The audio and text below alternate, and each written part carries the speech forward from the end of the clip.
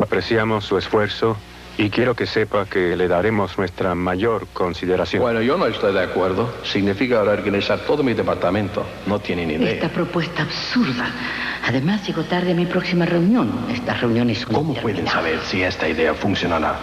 Solo han estado aquí un par de meses. No conocen nuestra manera de hacer las cosas. Tenemos éxito porque hacemos las cosas a nuestra manera. Es tan fácil decir no a una nueva idea. Después de todo, las nuevas ideas provocan cambios. Rompen el status quo. Crean incertidumbre. Y es menos problemático hacerlo de la misma manera que lo hemos hecho siempre. Menos problemático tal vez. Más peligroso, sin duda. Las nuevas ideas son resistidas en todo el mundo, desde las reuniones de directorio hasta los locales de venta. Las buenas ideas son descartadas por personas que asumen que el futuro es simplemente una extensión del pasado, pero las ideas que nos han traído a donde estamos hoy son las mismas que nos llevarán hacia el mañana. Mi nombre es Joel Barker, soy un futurólogo. Trabajo con compañías e instituciones en todo el mundo, ayudándolas a mejorar su habilidad en evaluar nuevas ideas y anticipar el cambio. Durante casi 20 años he estado estudiando condiciones de cambio. Particularmente he estudiado la resistencia al cambio, que muchas veces evita que una nueva idea sea aceptada. Como verán, siempre ha sido así. Ya sea que la gran idea fuese una mejor manera de hacer negocios o un descubrimiento científico, la gente siempre se ha resistido al cambio.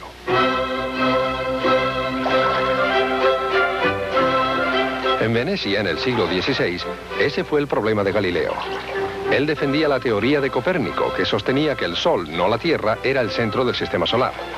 Para probar esta teoría, Galileo llevó a las autoridades de entonces a la cima de esa torre, la Torre de San Marco. Y ahí, usando un telescopio más perfeccionado, les mostró los descubrimientos que había realizado observando el firmamento, verificando que la Tierra giraba alrededor del Sol y no el Sol alrededor de la Tierra. Esta sin duda fue una idea revolucionaria. Contradecía la observación obvia. Y de hecho se contradecía tanto con la opinión de las autoridades que Galileo fue amenazado con torturas para que se retractara de su posición. Y ustedes pensaban que tenían problemas tratando de vender sus ideas. Finalmente las ideas de Galileo triunfaron. Pero la pregunta real es, ¿por qué esa resistencia? Ya sea en el siglo XVI o en el siglo XX, ¿qué es lo que nos impide ver, aceptar y entender nuevas ideas? Piensen en algunas de las nuevas ideas que hemos observado en las 2 últimas décadas, desde la lucha de las minorías por sus derechos básicos hasta la obtención de estos derechos por ley. Desde computadoras inmensas que costaban millones de dólares hasta computadoras personales con la misma potencia a las cuales cualquiera puede acceder. Desde la actitud de que la calidad era un lujo para pocos hasta el hecho de que todos pueden obtener esa calidad. Estos y otra centena de cambios son más que simples mejoras. Son revoluciones. Cambian el mundo para siempre. Nos hacen reevaluar nuestros antiguos métodos de hacer las cosas. Nos abren la puerta a posibilidades nunca antes previstas. Nos liberan de las limitaciones. Sin embargo, cada una de estas ideas fue resistida en un principio por gente inteligente. Quiero preguntarles nuevamente, ¿qué es lo que nos impide aceptar ideas nuevas? Yo sé la respuesta a esa pregunta. Y una vez que ustedes sepan la respuesta, estarán más abiertos a las innovaciones, más capaces de encabezar cambios. Estarán listos para descubrir el futuro. Como ven, todo tiene que ver con paradigmas.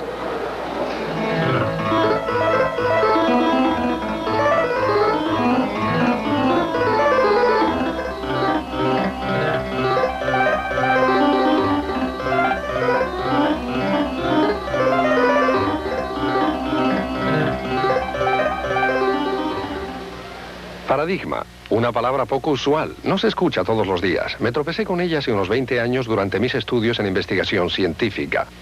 Era una palabra que Thomas Kuhn utilizaba para describir un concepto clave en su libro, La estructura de las revoluciones científicas. Si buscan la palabra paradigma en el diccionario Webster, encontrarán que su significado es patrón o modelo. Yo quiero darles otra definición. Los paradigmas son una serie de reglas y reglamentos que hacen 2 cosas. Primero, establecen límites. En cierto sentido, eso es lo que hace un patrón, nos marca ciertos límites. Segundo, estas reglas y reglamentos nos explican cómo resolver exitosamente problemas dentro de esos mismos límites. En su libro, Thomas Kuhn investiga cómo los científicos cambian sus paradigmas en física, química o biología, y qué pasa cuando esto ocurre. Lo que él descubrió nos ayuda a explicar por qué muchas veces somos incapaces de anticipar cambios significativos. Lo que él descubrió puede ayudarnos a enfrentar los cambios de manera más efectiva. Entonces, ¿qué fue lo que descubrió? Kuhn descubrió que los paradigmas actúan como filtros que seleccionan los datos que llegan a la mente del científico. Aquellos datos que concuerdan con el paradigma del científico son reconocidos fácilmente. Lo que es más, los científicos ven este tipo de datos con gran claridad y comprensión. Y eso está bien. Pero Kuhn también descubrió un alarmante efecto negativo. Con algunos de los datos los científicos tenían gran dificultad. ¿Por qué? Porque esos datos no concordaban con las expectativas creadas por sus paradigmas. Y ciertamente, cuanto más imprevistos los datos, mayor era la dificultad de los científicos en percibirlos. En algunos casos simplemente ignoraban los datos inesperados. Otras veces distorsionaban esos datos hasta que se acomodaban a sus paradigmas, en vez de reconocer que constituían excepciones a la regla. Y en casos extremos, Kuhn descubrió que los científicos eran literalmente, fisiológicamente, incapaces de percibir datos imprevistos. En otras palabras, los datos eran invisibles. Poniéndolo en términos generales, los paradigmas filtran nuestras experiencias. En todo momento observamos el mundo a través de nuestros paradigmas. Constantemente elegimos aquellos datos que mejor se acomodan a nuestras normas y reglamentos, tratando de ignorar el resto. Como resultado, lo que es perfectamente obvio para una persona con un paradigma puede ser totalmente imperceptible para otra con un paradigma diferente. Yo llamo a este fenómeno el efecto paradigma. Y he observado repetidas veces que lo que Kuhn describe para los científicos es cierto para cualesquiera que haya sostenido estrictas reglas y normas en su vida. ¿Y quién no?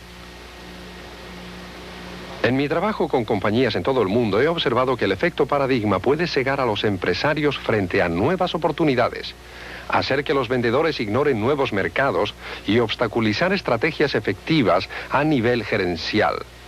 Y puede impedir que cada uno de nosotros elabore soluciones creativas para problemas difíciles. Ya sea el ejército o el movimiento ecologista, la Asociación Médica Americana o la Liga de Mujeres Sufragistas, ya sea Citibank o IBM, cómo el entrenador le pega la pelota o cómo mamá limpia la cocina, nos enfrentamos con paradigmas en todo momento. Y yo creo que son nuestras reglas y reglamentos los que nos impiden anticipar exitosamente el futuro, porque tratamos de descubrir el futuro a través de nuestros viejos paradigmas. Y así, en los años 60 llegamos a la conclusión de que la gasolina sería siempre barata. 4 hijos eran la familia ideal. La televisión por cable nunca tendría éxito. Los productos japoneses siempre serían una basura. ¿Y cómo nos equivocamos? Nos equivocamos porque nuestros paradigmas tuvieron el poder de impedirnos ver lo que realmente estaba ocurriendo. Ustedes pueden pensar que esto es una interesante abstracción, así que me gustaría darles ejemplos concretos de cómo los paradigmas influyen en la manera que tenemos de ver y entender el mundo. Me gustaría comenzar con un ejemplo similar al que Thomas Kuhn cita en su libro. Utilizar elementos que la mayoría de ustedes conocen bien. Un mazo de cartas. Lo que voy a hacer es mostrarles 8 cartas rápidamente. Quiero que las identifiquen en silencio a medida que las voy mostrando. Les daré un par de segundos entre carta y carta. ¿Listos? Vamos.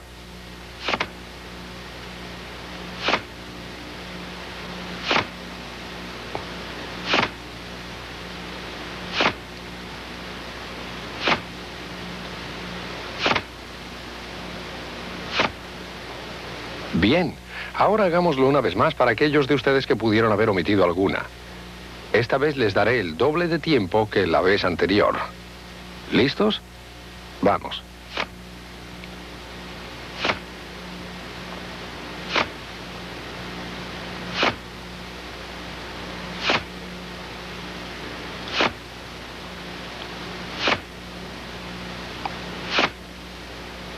Muy bien. Vamos a hacerlo una vez más solo para confirmar. Esta vez les daré 4 veces más tiempo que la vez anterior. ¿Listos? Vamos.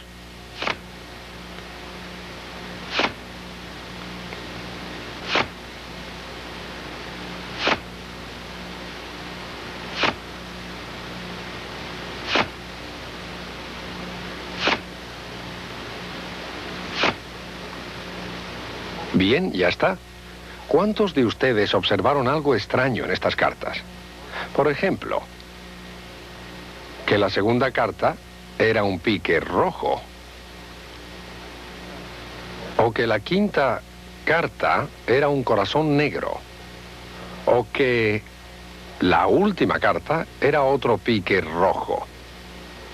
Sé que la mayoría de ustedes no lograron ver estas excepciones en la primera pasada, y que la mayoría de ustedes también fallaron la segunda vez. Pero también apostaría que la mayoría de ustedes identificaron las cartas legítimas cuando aparecieron. ¿Ven?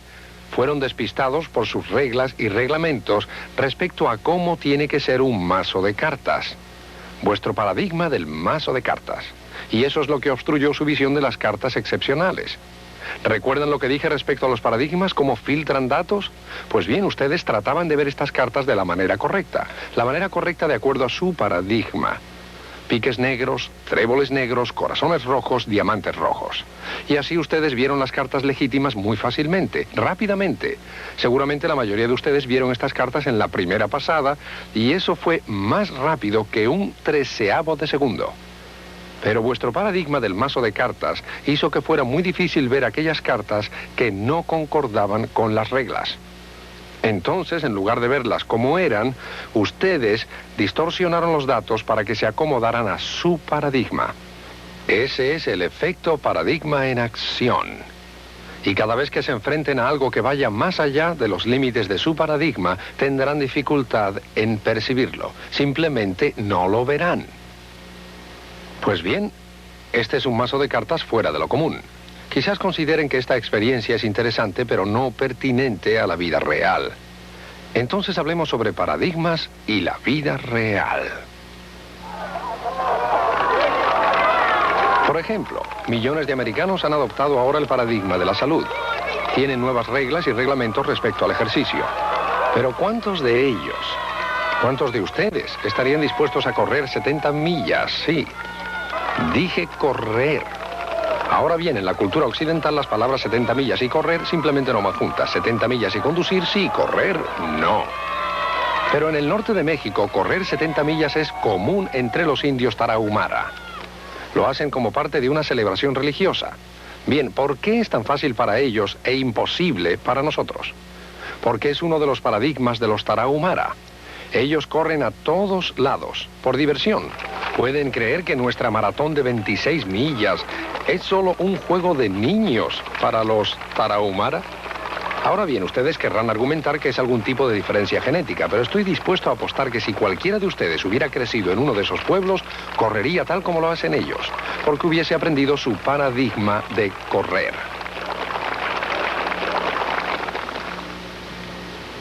Los he traído a este centro técnico vocacional en Eden Prairie, Minnesota, para mostrarles otro paradigma. Este tiene que ver con automóviles. En 1976, un grupo de estudiantes de la clase del profesor Ernie Parker construyó un automóvil de bajo consumo de energía. Datos sobre el automóvil. Pesaba 2.000 libras, iba de 0 a 60 millas por hora en menos de 10 segundos, rodaba 77 millas por galón con un motor de 16 caballos. Bien, cualquiera que sepa algo sobre automóviles sabe que esto es imposible. No se puede lograr que un automóvil tan pesado llegue a tal velocidad con un motor de 16 caballos. Y sin embargo, estos estudiantes lo consiguieron. ¿Cómo? Utilizando un paradigma diferente. Ustedes verán, estos estudiantes no estaban en el curso de mecánica superior. Ellos estaban aquí, en el curso superior de tecnología de energía de fluidos. Y ellos sabían que utilizando su paradigma podrían almacenar y reutilizar la energía que los automóviles comúnmente desechan. Y fue así. Realmente es un diseño muy sencillo. Cuando el auto frena, no lo hace con los frenos clásicos que generan calor y fricción. En su lugar, las ruedas traseras activan una bomba hidráulica que bombea fluido hidráulico a esta caja de almacenamiento, la cual genera presión. Bien, al incrementar esta presión se crea resistencia y eso frena el automóvil. Cuando el automóvil se detiene ante una señal de pare, el motor no marcha en vacío. Por el contrario, continúa funcionando al 80% de su capacidad y así el motor pone a funcionar la bomba hidráulica que bombea más fluido y presiona en la caja de almacenamiento. Resultado: cuando este automóvil comienza a acelerar luego de detenerse en la señal de tráfico, la aceleración no proviene del pequeño motor, sino de toda la energía que ha sido almacenada en el cilindro. Dejen que les muestre. Puedo acelerar sin necesidad de encender el motor. Es así que el pequeño motor simplemente mantiene la velocidad del automóvil y puede hacerlo obteniendo más de 70 millas por galón. No está nada mal. Entonces, la pregunta del paradigma es esta. Si los estudiantes que diseñaron este automóvil hubieran estado en mecánica automotriz, ¿habrían podido concebirlo? Pienso que la respuesta es no, porque el paradigma de la mecánica automotriz no incluye el almacenamiento de energía desechada. No digo que este automóvil sea perfecto, tiene muchos problemas, pero sí demuestra cuán poderosos pueden ser los paradigmas. Lo que puede ser imposible con un paradigma, puede ser fácil lograrlo con otro paradigma. Dejen que les muestre otro cambio de paradigma en tecnología. Este es pequeño pero interesante, especialmente para mí. ¿Qué es esto? Véanlo de esta manera. Véanlo de esta. Véanlo de esta. Sí, es un asiento de bicicleta y obviamente rompe con el paradigma de los asientos de bicicleta. Fue inventado por un escultor y un futurólogo. Yo fui el futurólogo, Jeffrey Birch el escultor. Yo tuve la idea y la desarrollamos juntos. Lo llamamos el asiento cómodo. Bien, no es gran cosa, no va a salvar al mundo ni nada por el estilo, a pesar de que sí evita dolor en ciertas áreas sensibles del cuerpo. Si lo observan, tiene sentido, ¿cierto? Y sin embargo, desde la invención de la bicicleta, otro diseño ha dominado totalmente el mercado. Esta es su forma y se llama asiento tipo montura. Yo creo que es la palabra montura la que ha evitado a los fabricantes de bicicleta explorar otros diseños como el del asiento cómodo. Ven, esto es un diseño lógico de una montura de caballo para una bicicleta. Y una vez establecido el paradigma de la montura, los fabricantes de bicicleta lo perfeccionaron y se olvidaron de preguntar la pregunta principal: ¿cuál es la manera más cómoda de sentarse sobre una bicicleta? Y esa era mi ventaja. Yo no era parte de la industria de bicicletas, simplemente no sabía. No me sentía cómodo con su paradigma. Y entonces inventé un asiento poco usual, pero cómodo.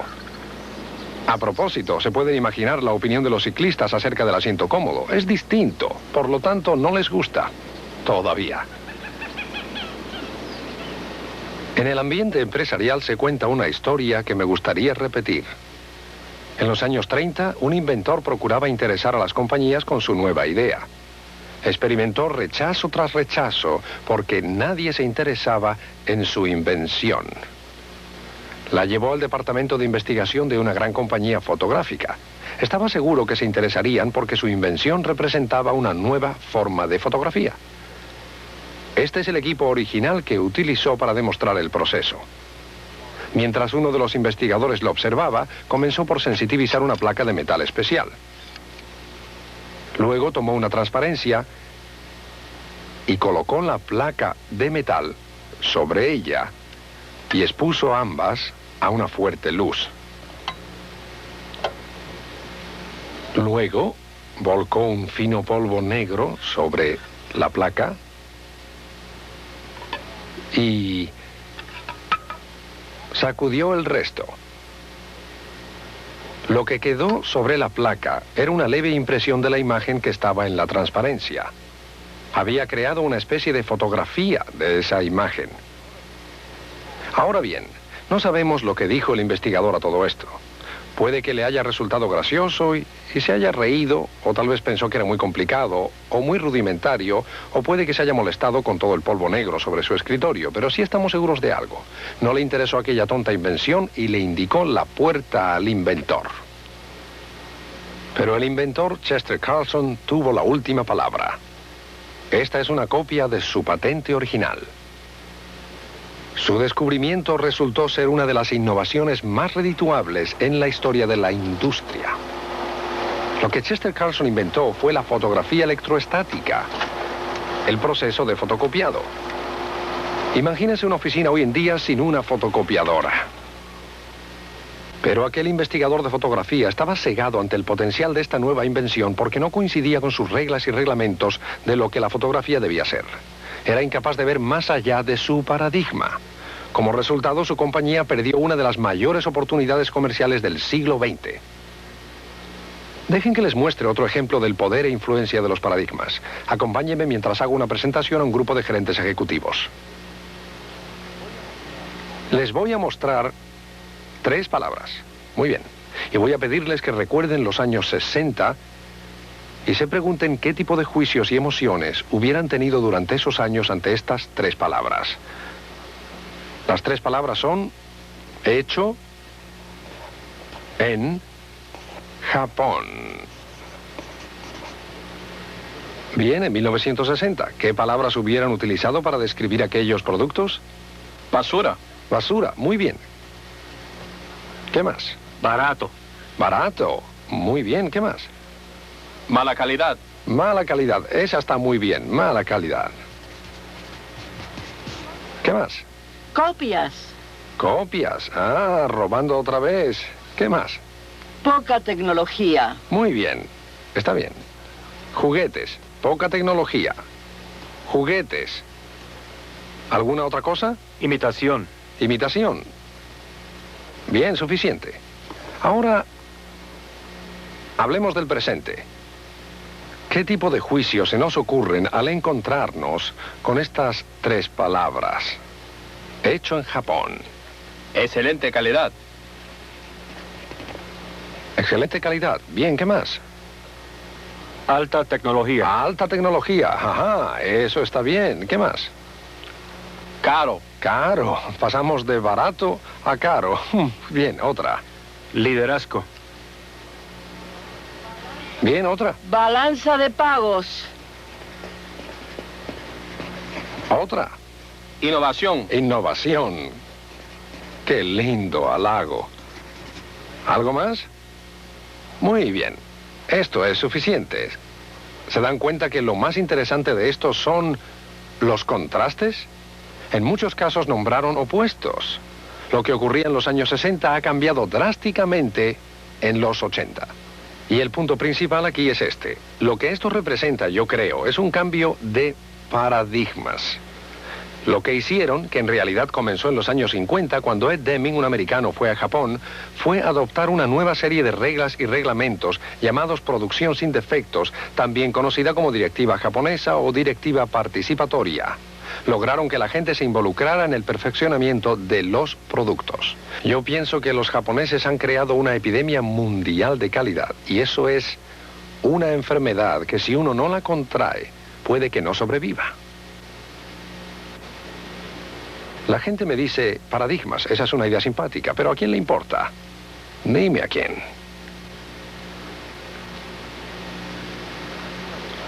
Hay una verdad crucial y profunda, escondida detrás de cada paradigma que les he mostrado. La llamo la regla del retorno a cero, y si no recuerdan nada más, recuerden esto. Cuando un paradigma cambia, todo el mundo vuelve a cero.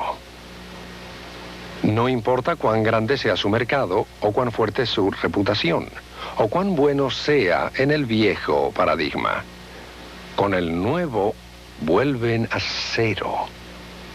Sus éxitos pasados no garantizan absolutamente nada. Ahora bien, podrán pensar que exagero. Dejen que les muestre. ¿Qué país dominaba la industria de la relojería en 1968? Por supuesto, Suiza, reconocida por más de 100 años por su excelencia en relojería.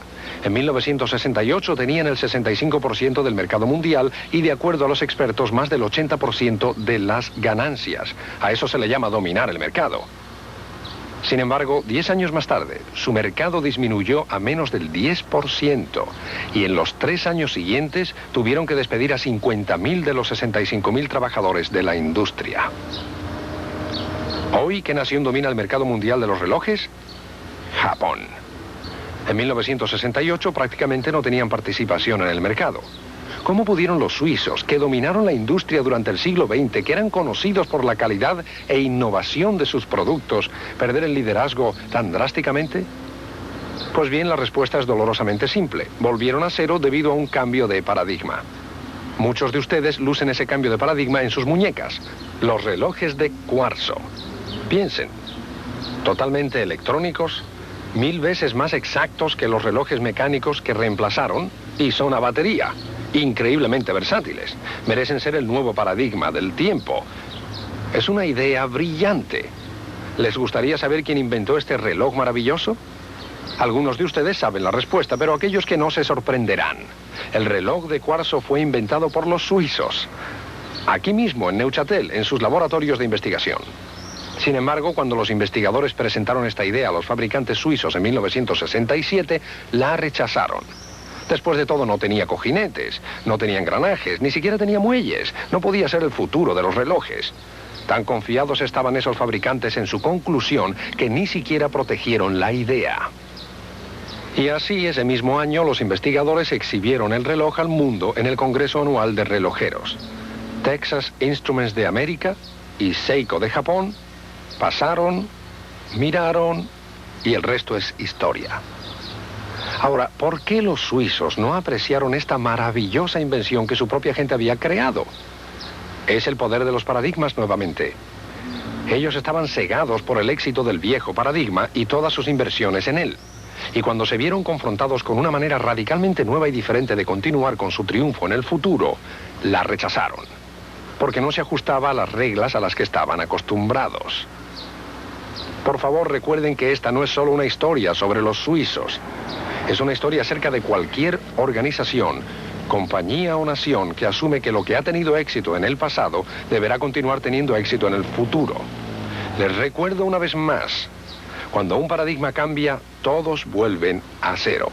Su pasado no garantiza nada en el futuro si las reglas cambian. Ni los mejores relojeros del mundo pueden parar el tiempo. De hecho, si no son cuidadosos, su pasado triunfal puede obstaculizar su visión del futuro.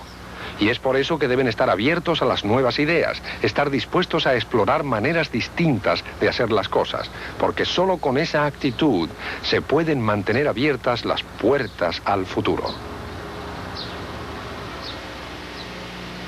Podría continuar con ejemplos. Tengo más de 350 en mis archivos. El punto fundamental es que los paradigmas afectan dramáticamente nuestros juicios y nuestros procesos de decisión al influenciar nuestras percepciones. Y realmente creo que si queremos hacer juicios certeros acerca del futuro y anticiparlo con éxito, debemos ser capaces de reconocer nuestros paradigmas presentes y estar preparados para superarlos. Como ven, un paradigma es un arma de doble filo. Por un lado, selecciona información que nos es familiar de forma precisa y detallada. Pero por otro lado, deja de lado la información que no concuerda con él. Uno ve lo que espera ver, como los suizos, pero verá poco o nada cuando los datos no se ajusten al paradigma. Ahora compartiré con ustedes las observaciones principales acerca de los paradigmas. Número 1.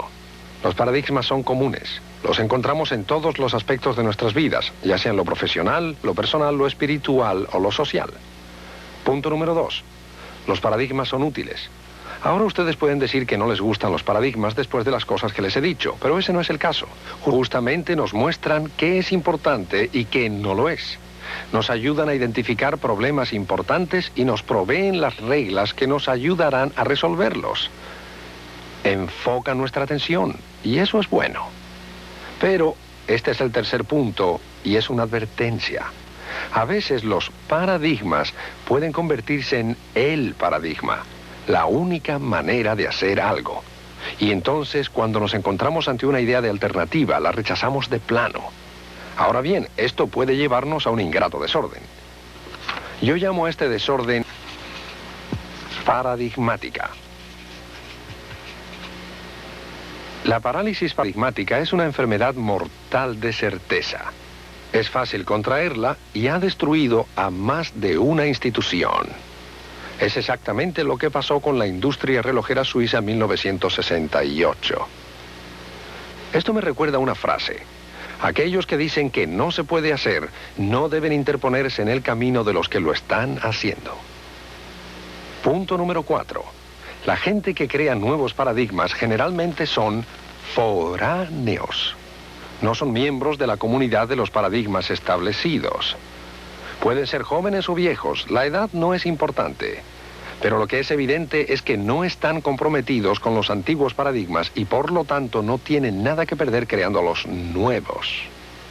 Esto significa algo muy especial para ustedes, porque si desean encontrar nuevos paradigmas en su campo, deben mirar más allá del centro hacia la periferia.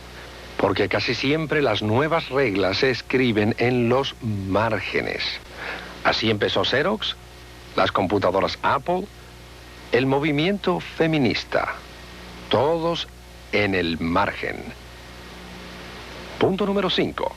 Todos los adeptos al viejo paradigma que eligen adoptar un nuevo paradigma en sus comienzos, yo los llamo pioneros de paradigma. Deben ser muy valientes, porque la evidencia proporcionada por el nuevo paradigma no es suficiente para que ellos deban cambiar. Ahora quiero citar a Thomas Kuhn, porque es el que mejor escribe sobre el tema. La persona que adopta un nuevo paradigma en sus comienzos generalmente debe hacerlo desafiando la evidencia proporcionada por las soluciones existentes. Debe tener fe en que el nuevo paradigma tendrá éxito frente a los múltiples problemas que enfrentará, sabiendo solamente que el viejo paradigma en ocasiones falló. Solo teniendo fe se puede tomar este tipo de decisión. La característica de un auténtico pionero de paradigmas es la valentía y la confianza en su propio juicio.